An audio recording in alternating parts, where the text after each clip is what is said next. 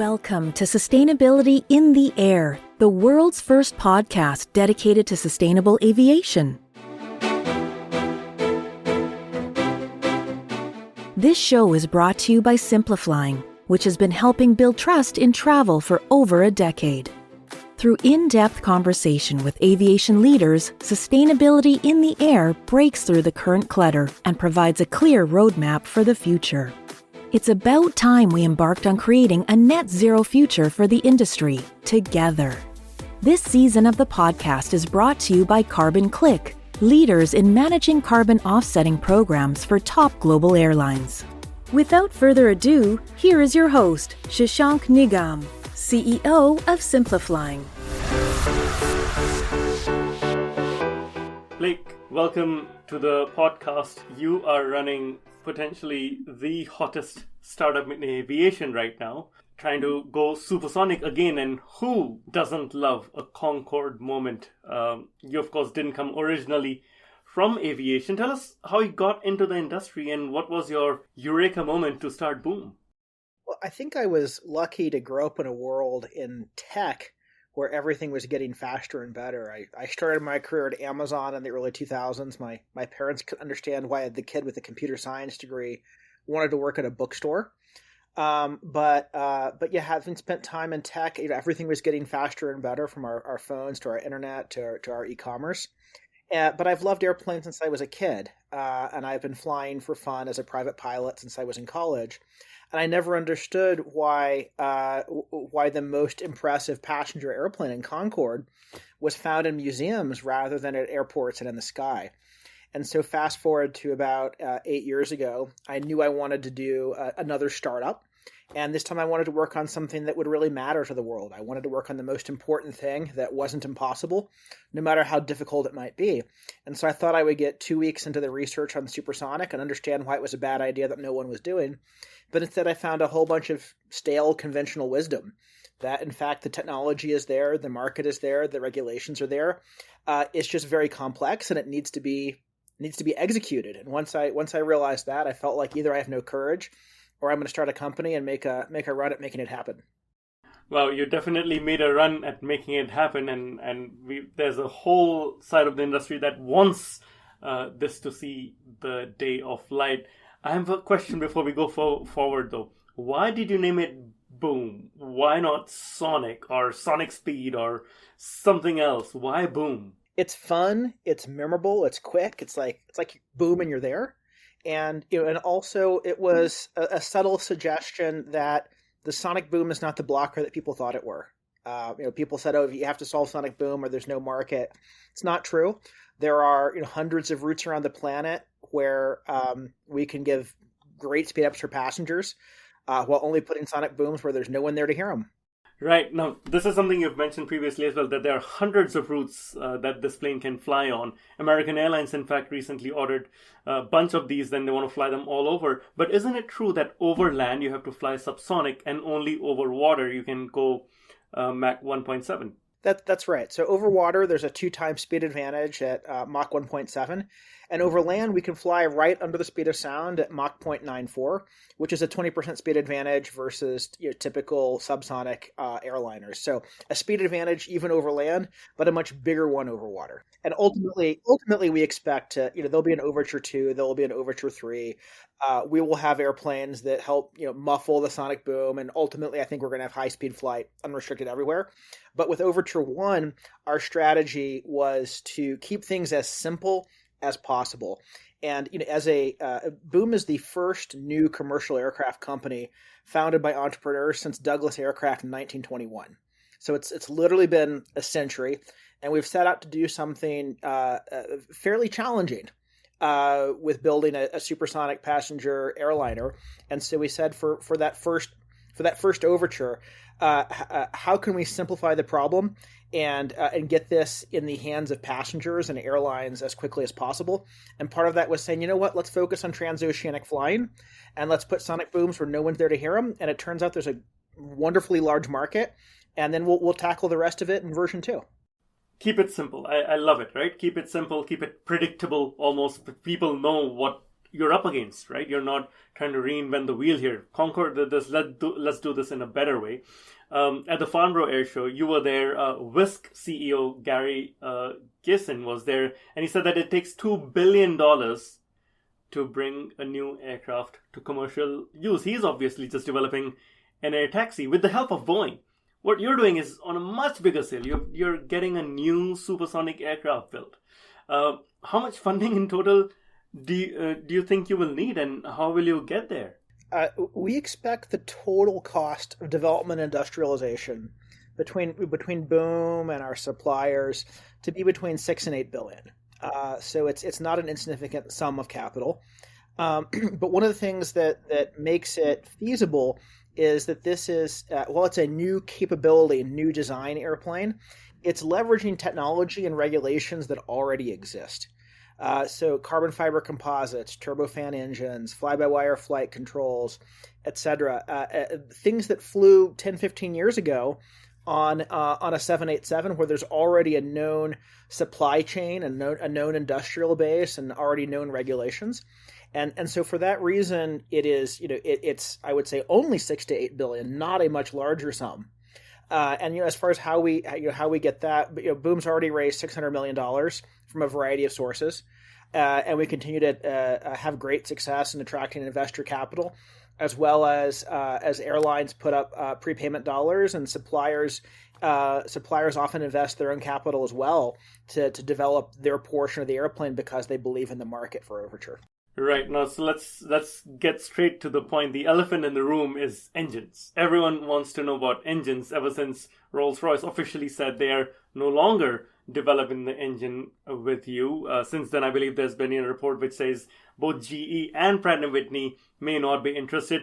Who is going to get this engine for you? We knew earlier this year that the Rolls-Royce was not going to be the best option technically and from a business model perspective, and they chose to go ahead and share that with the world. But we're on track to announce our selected engine partner later this year. I can't go into conversations that are obviously private, but we are incredibly excited about the options in front of us, and about having not just the first 100% SAF-capable supersonic engine ever, but also a transformational business model that goes along with it, which will provide airlines and ultimately passengers with some significant cost savings relative to traditional business models. So I can't steal my own thunder on this, but later this year we'll be unveiling the engine for Overture, and then that question will be answered.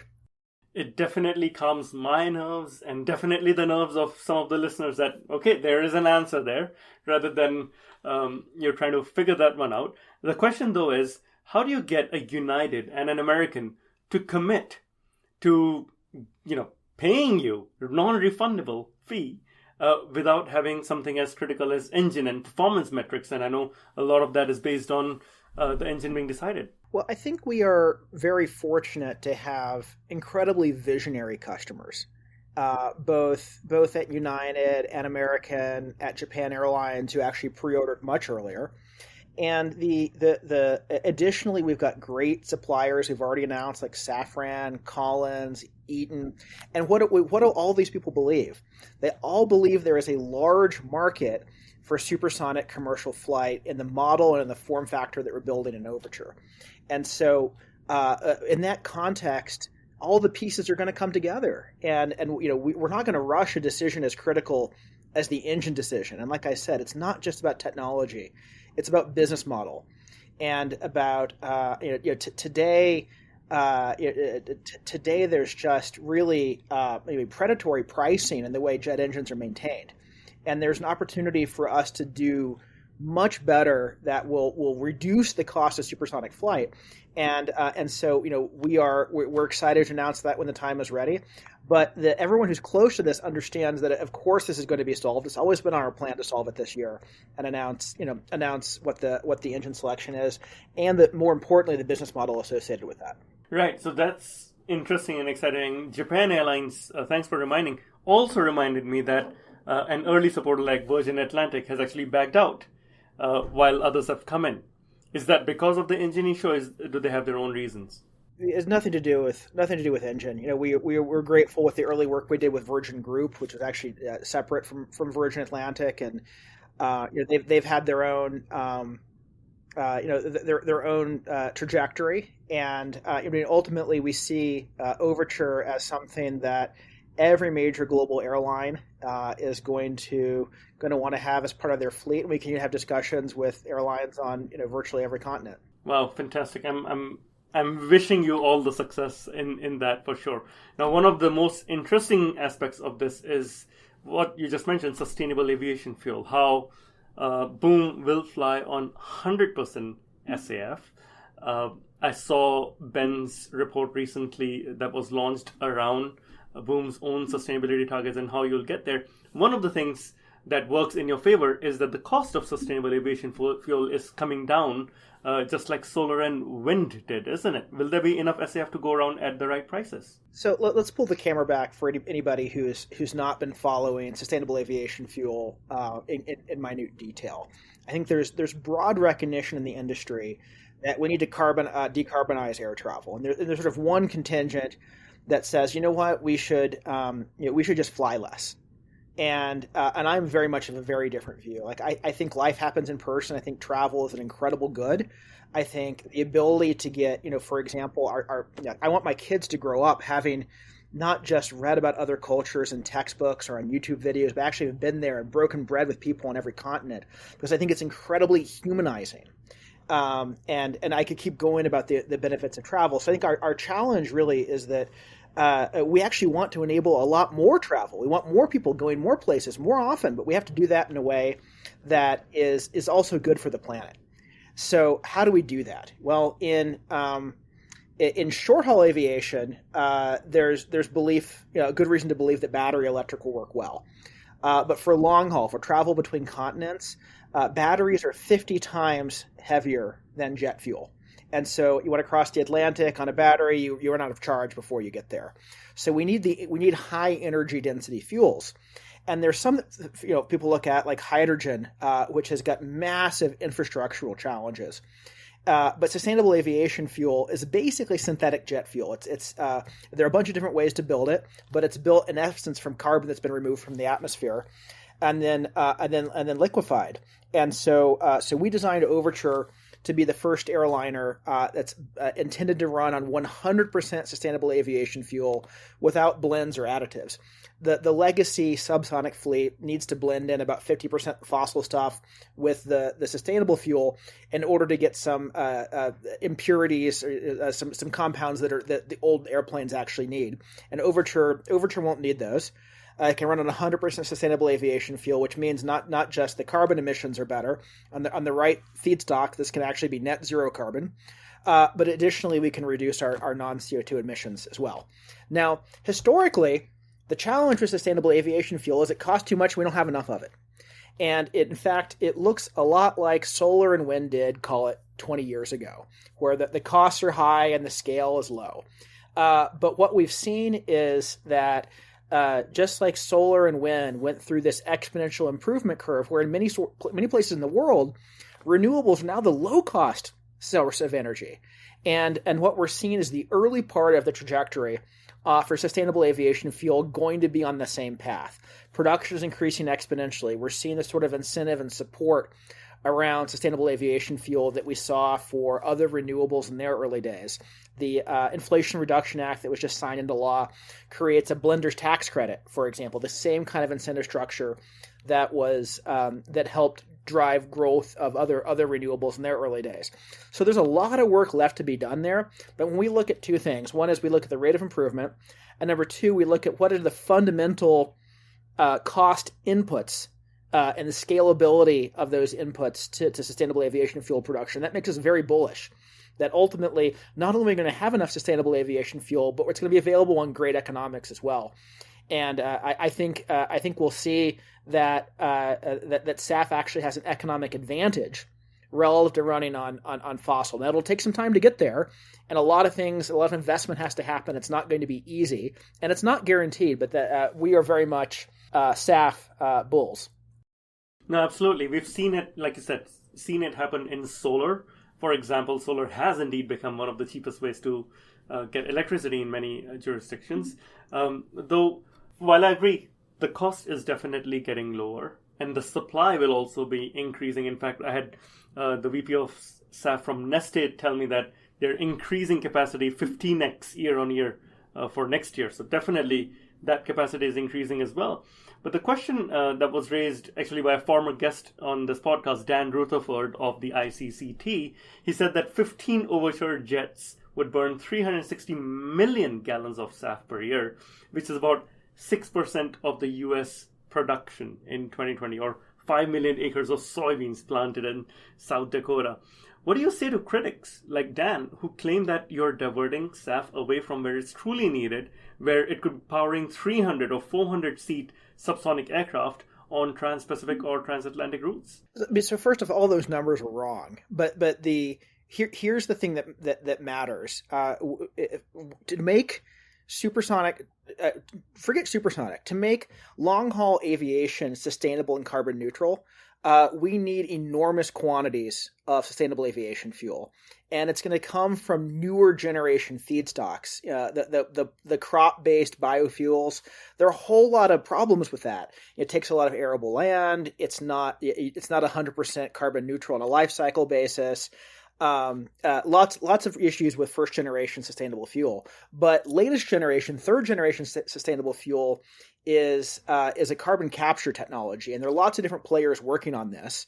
But in essence, what it does is take carbon from the atmosphere and then use green electricity sources like solar, wind, nuclear to be able to create an ultra pure form of jet fuel, and so the inputs to that are fundamentally unlimited. We just need green power sources, and we need carbon in the atmosphere. And if we run out of carbon in the atmosphere, then I guess we solved the problem.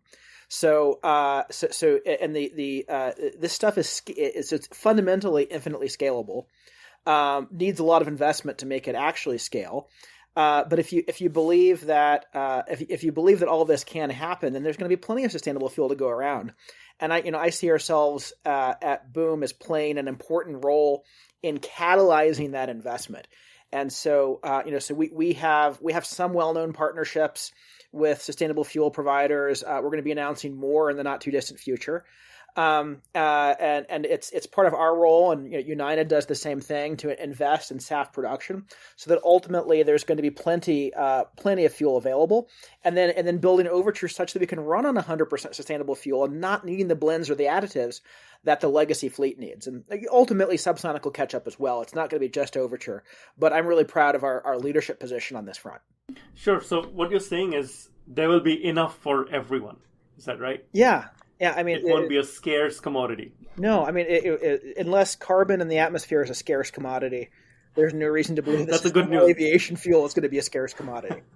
Okay, you mentioned partners. You're obviously working in partnership for SAF with Prometheus, which is using direct air capture from the air. How's that coming about? How's that working out? We're huge fans of Prometheus, but they're also not the only player. And I see Boom's role here is to be kind of a Switzerland of sustainable aviation fuel, and to be a catalyst whenever we can be. So anytime we see a promising technology, we're going to go make a bet on it and do everything we can to help that scale. And this is I think it's too early to say who all the winners are going to be, and my hope is that they're going to be multiple significant winners here. Right, and Climeworks is the other partner you have recently signed with, isn't it? Yeah. So we've announced relationships with Climeworks, with Prometheus, and there is more to come on that front in the not too distant future. Okay, well, I'm looking forward to those definitely then. Of course, CO2 emissions are only one part of the sustainability puzzle. Talk us through what impact Overture will have on non-CO2 emissions, and how do you plan on tackling those? Yeah, I'm really glad you're bringing that up, because you're right. There is rightly a lot of focus on CO2, but CO2 is not the only thing that matters here. And so I'll talk a little bit about how we approach this at Boom, then I can talk about some of the specifics. So as I said before, I deeply believe in a future in which more people go more places more often, and that's enabled by flights that are faster, more affordable, more convenient, but they have to be more sustainable. And the non-CO2 front, the science is a lot more complicated than it is on CO2. And so we work with some of the leading atmospheric scientists in the world to understand that. And then whenever we can take action and make decisions on Overture that will improve our non-CO2 impacts, we do that. So I'll give you just a couple examples. So it's difficult to quantify, but there's good reason to believe that contrails are bad for climate, that there's a radiative forcing effect. But it turns out flying higher in the atmosphere, there's less water vapor in the air. There's going to be fewer contrails, maybe none, and then that's going to generate a positive climate effect. Additionally, there's mixed science on non-CO2 emissions in the stratosphere. There's some science that says it's a good thing, some science that says it's a bad thing. It's really hard to know for sure right now.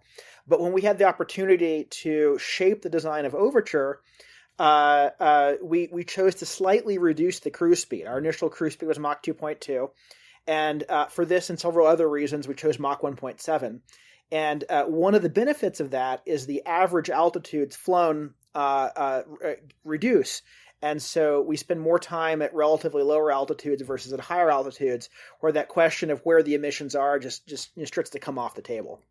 And then the other thing I'll mention here is it's frankly the emission that people notice the most, which is sound.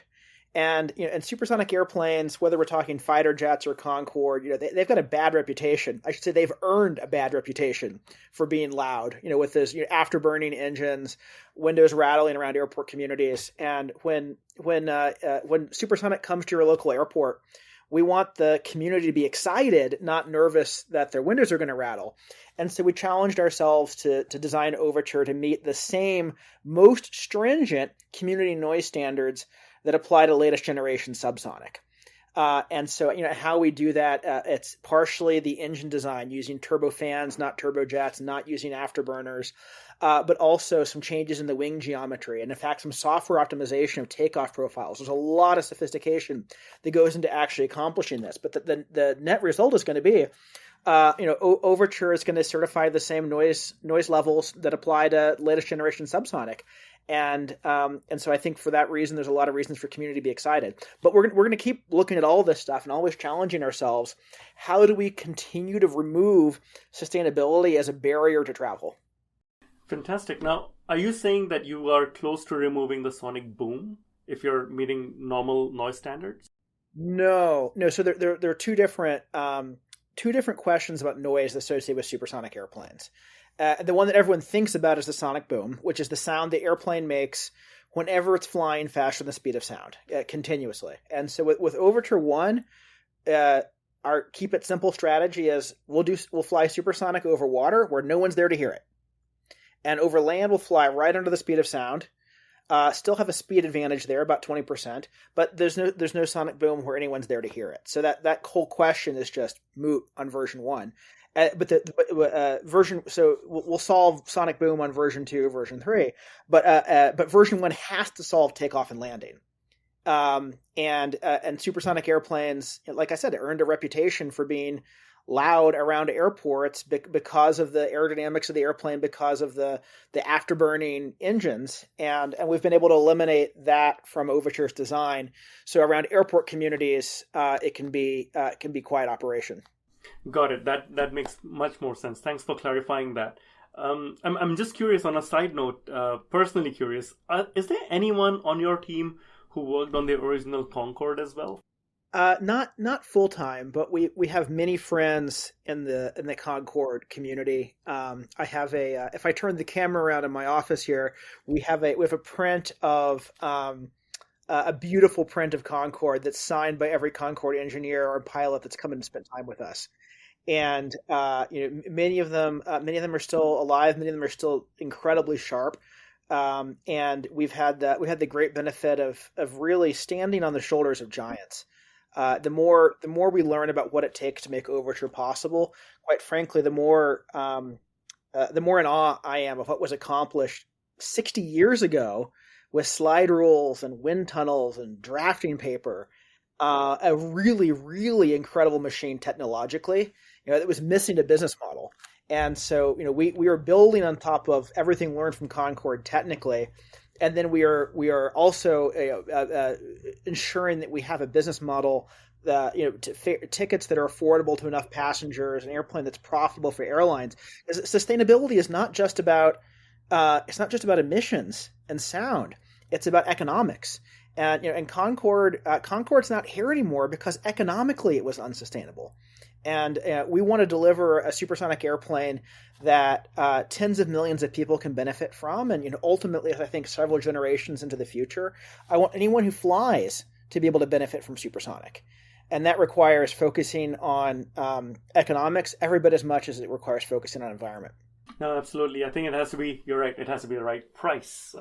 It cannot be the $12,000, I think it was at that time, which is $50,000 in today's prices for a round trip on the Concorde at that time. Yeah, I mean, think roughly 4 times first class, and then 100 seats on the airplane. And so it's hard to find 100 people who have 20 grand to go somewhere really quick. And so even on the most profitable routes for Concorde, the airplane flew half empty. And so Overture will be profitable at fares in the same range as what people already pay in business class. So think a quarter of what was routinely charged on Concorde. And then with 65 seats on the airplane versus 100, this is designed to be something that can get good load factors. The airlines can fill the seats on, not just in a couple of very popular routes, but on hundreds of routes around the planet. And that's what enables us to get to economies of scale. Now, that's very interesting, right? You keep mentioning hundreds of routes around the planet. Who do you envision flying this plane? Will it be businessmen like you and I, or entrepreneurs? Will it be the president of the US? Or will it be some tycoon going to Davos who's flying this? Who will be flying Overture? Well, I mean, I think the initial focus is people who would fly first or business internationally today. And so that is, that's not everybody, but it is tens of millions of passengers every year.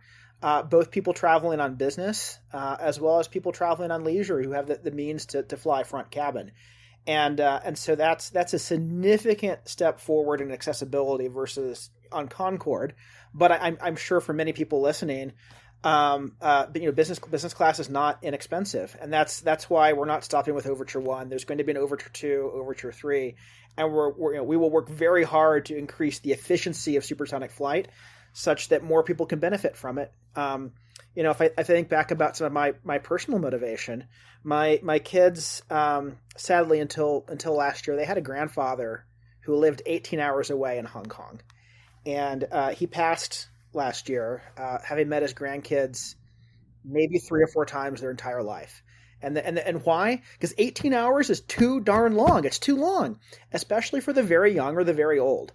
And he was a pretty special person, a self-made man, an entrepreneur, the kind of person I really wish had been able to be there and share some of his life lessons. And so those are the use cases that make me get up in the morning and say, it's very hard, but I want to make this happen. I've got to make this happen. And to do that requires, working not just the speed, but also the affordability and the convenience, because that's what enables the most people to benefit from this as often as possible. I can totally relate to that, having grown up in Singapore myself. And when I was studying in Pittsburgh, I would go off to Boston and then fly on the Singapore Airlines nonstop flight to Singapore, which was 19 and a half hours. And that really meant you can't just take this flight every couple of months or a couple of times a year, even for that matter, right?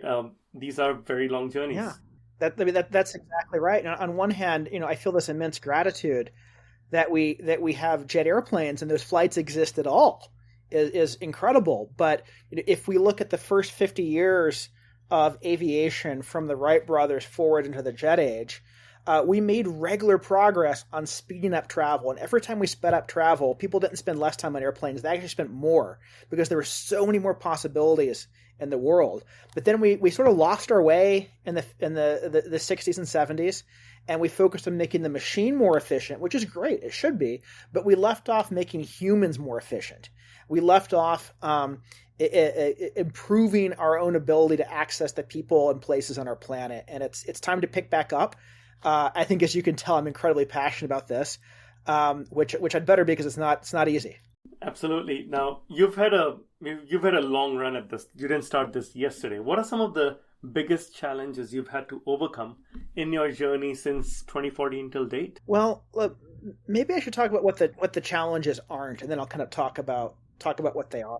The fundamental technologies for supersonic flight exist. In fact, basically everything we need from a material science perspective, a basic technology perspective, flew 10, 15 years ago on the Dreamliner. So that the tech is there, the market is there. I think it's fairly obvious that passengers want this, so long as it's affordable and sustainable. The supply chain exists, so there hasn't been a lot of just having to create, unobtainium from scratch. Yet, Boom is the first new commercial aircraft company in the century, and there was an enormous amount of doubt about whether anybody could build a successful supersonic airliner, let alone whether a new company could. And so we started with me and a handful of people working in my basement, and trying to convince investors and customers and suppliers that this was the right model and this was a team that was going to pull it off. And so along the way we built and rolled out XB1, which is history's first independently developed supersonic jet. It's the kind of 1/3 scale technology demonstrator for Overture, which was about proving to others, but most importantly to ourselves, that we knew how to do this. So many challenges along the way of putting together the team that can do it, putting together the capital that makes it possible, and then working with the likes of United and American to establish that we're building something that's not just the sexiness of speed, but also has an economic and physical and operational form factor that truly works for airlines. Well, it's been I'm getting goosebumps listening to the story myself, and it's quite commendable. You've come so far since 2014. Having said that, you have your fair share of skeptics. You've got journalists who say they don't like the name Boom. You've got people within aviation who say, "Oh, an outsider will never make it." And you've got, as of latest this week, hot off the press is, "Oh, they don't have an engine." How do you deal with skeptics? The most important thing is that we, and this is what I say to our team here, is focus on our customers and focus on execution and deliver the product that does what we say we want it to do. That's the most important thing. And of course, there are going to be doubters along the way. And you know what? In many cases, they're right. What we're doing is really hard. And if it were easy, someone would have done it already. So I don't mind that people have their doubts about whether we're going to make it. But what motivates me every morning and what motivates the incredibly talented group of people we have working on this is that it's all possible. And we've while we have challenges ahead of us, we got a lot of challenges that are also in the rearview mirror. We're now the only independent company ever to have built and tested a supersonic jet. No one's done that before. We have already more orders and pre-orders than Concorde ever had aircraft that entered service. We've raised $600 million. We've got states like North Carolina that have thrown in to help us build the super factory where we're going to build Overture. So yeah, there's a lot of work left to be done, a lot of hard problems ahead, but there are also some significant challenges that are in the rearview mirror, and we are incredibly motivated by what we set out to do. And we'll continue doing everything it takes to overcome those challenges and to deliver for ourselves and for the world something I deeply believe needs to exist. I can totally feel your passion, and it's one thing to motivate your team by saying, let's execute and let's deliver on the promise. How do you keep yourself personally motivated? It's been since 2014, like I said, you didn't start this yesterday. How do you keep yourself motivated?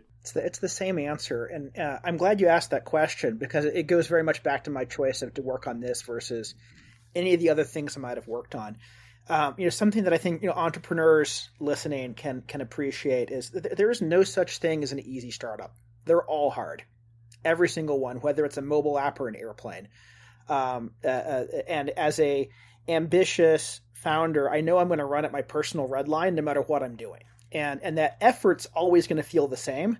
But I could be working on a mobile e-commerce app like my first company, or I could be working on a supersonic airliner. And so that what feels really different is the payoff. Am I building something that I really, really want to exist in the world? And so, there are days on this that feel awesome. Like when we announce a new customer, we announce a new partner, or just like a few weeks ago when XB1 had its first taxi test. Those days feel awesome. But there are also the days that are challenging. And, what gets all of us through that is a deep belief that what we're building is important and it should exist and it's all possible. No, that's fantastic. And yet you will have someone who will knock on your door and say, are you going to rattle my windows? How are you going to deal with rattling of windows, right? You know what? It's a valid question because everyone remembers that Concorde did that. So I don't mind the well-intentioned questions. And it's our job to answer them and ultimately deliver a product that's great for all the key stakeholders. Fantastic. Well, I personally did not board the Concorde. It was, down and out before I started flying significantly myself. But I do hope to fly on the Overture, either United or American or Japan Airlines or another airline for that matter. And I do wish you all the success. I have to admit that researching for this interview, I was becoming more and more pessimistic just because every single person had a counter argument to every single thing you said. But after speaking with you, I'm definitely feeling more hopeful about the future of Boom and Overture. So thank you for that. There's a final part of this interview though, which is called the rapid fire round, which is just very quick and easy questions, but you have to be very quick in answering them, obviously. Based on what comes to your mind. So we'll start with something very, very simple. What's your favorite green city?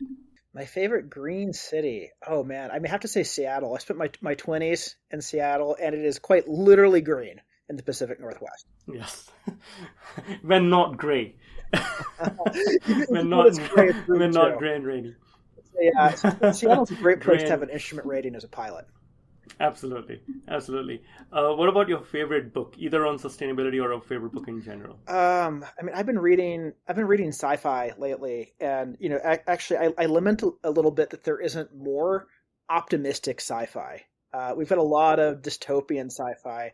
I'd like to see more optimistic sci-fi.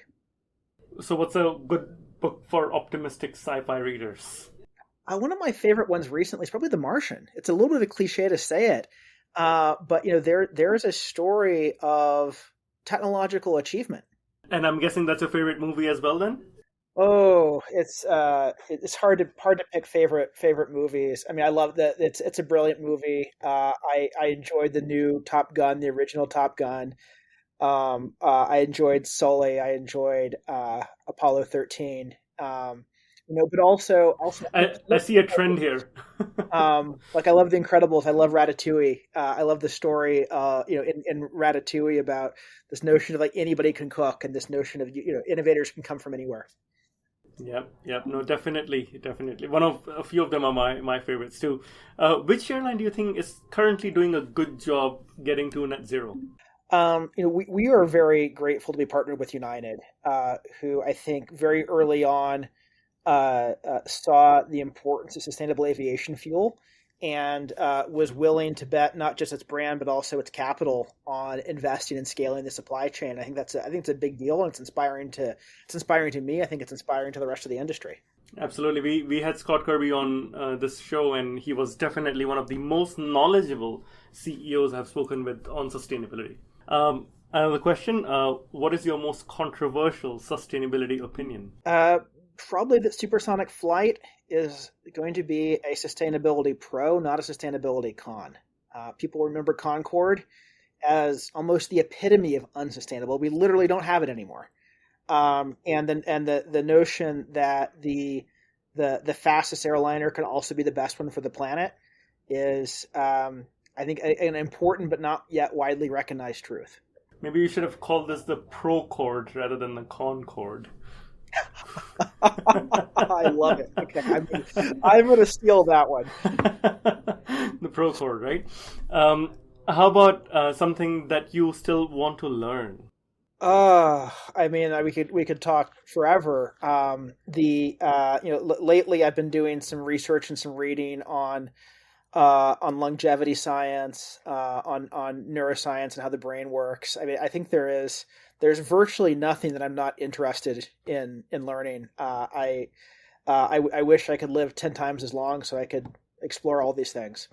Well, as long as you're young at heart, you can continue learning and living these, right? And you know what? There's a bloke I know called Blake who's inventing this really fast plane, so you can get around faster, and you need not live that long.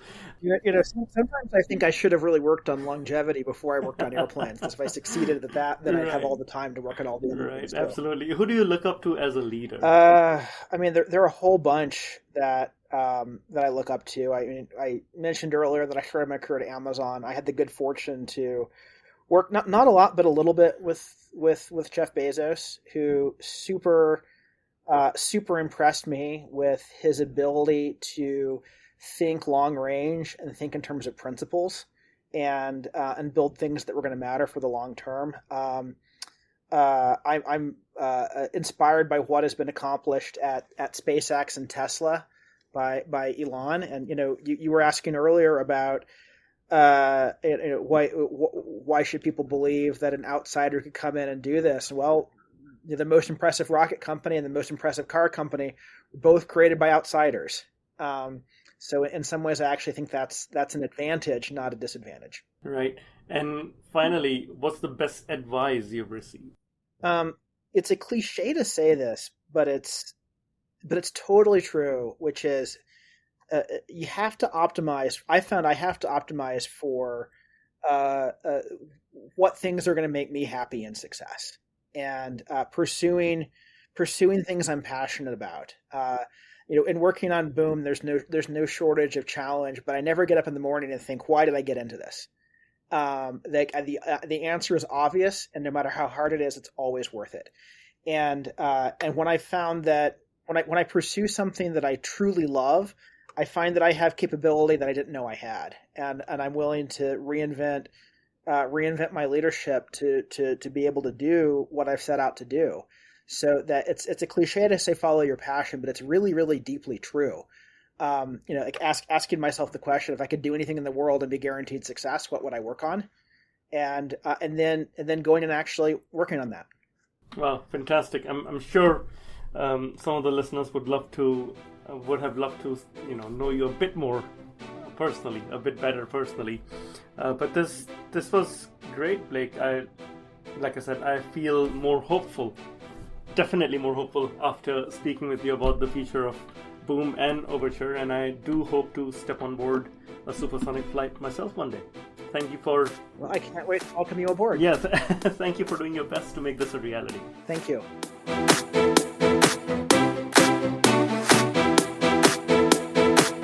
Thank you for listening to this episode of Sustainability in the Air, the world's first podcast dedicated to sustainable aviation. We hope you liked it and will share it with your network. Please also leave us a review. Awareness is the key to a green future. Your support will help our insights on sustainable aviation reach a wider audience. In addition, for every single listen of this podcast, we will plant a tree. And for every single review, we will plant 50 trees. You can also write to us at podcast@simpliflying.com. And for more content on sustainable aviation, please visit our website, simpliflying.com, and join the movement.